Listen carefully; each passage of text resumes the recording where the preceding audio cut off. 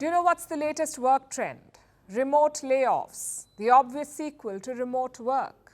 This is how it plays out. You get an email from office, an invitation for a Zoom call. The agenda is not clear. When you join, you're told you're being laid off. And just like that, you no longer have a job. The first time this happened, the world was appalled. An online mortgage firm had fired 900 people. The CEO, who happened to be of Indian origin, was hauled over the coals for it. This was in 2021. Now it has become routine. The latest episode features journalists, employees of the Los Angeles Times, 115 of them. They were sacked this week over a Zoom call. Now, this is a leading American newspaper, 142 years old, and this is the biggest layoff in its history. 1/4 of the newsroom staff has been let go of. Why?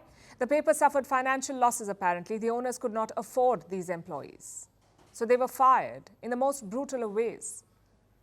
A mass layoff on one call, with chat disabled and no questions and answers taken.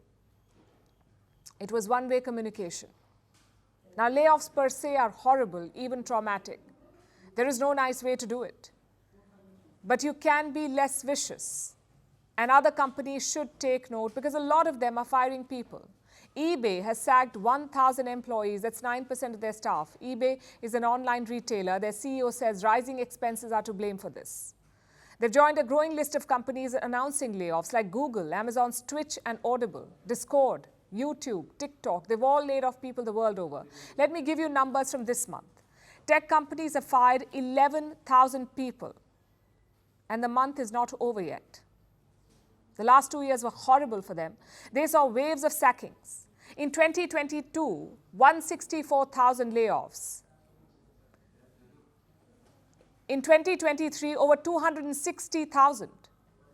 They were hoping for a better 2023, but it's not looking good so far, including for Indian companies.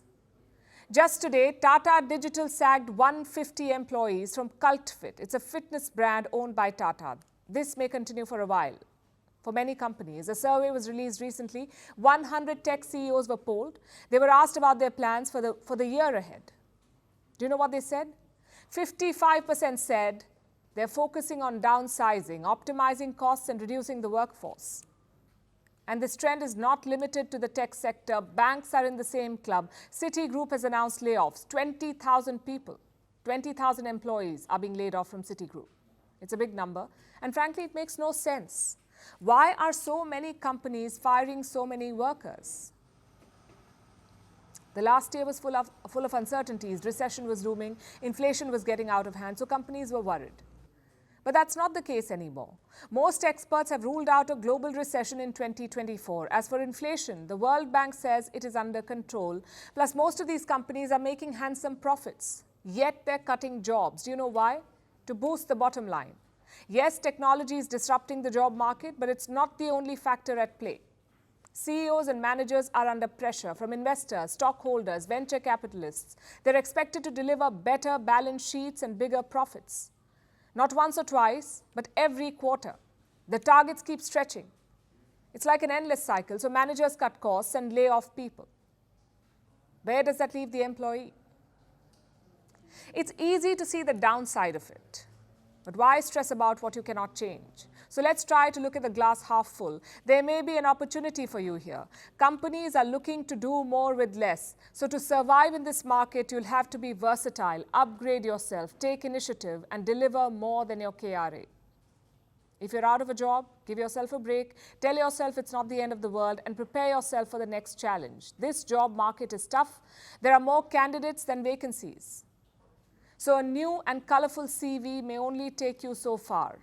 What you need to do is invest in yourself, acquire new skills, and adapt. Who knows, something better is awaiting you.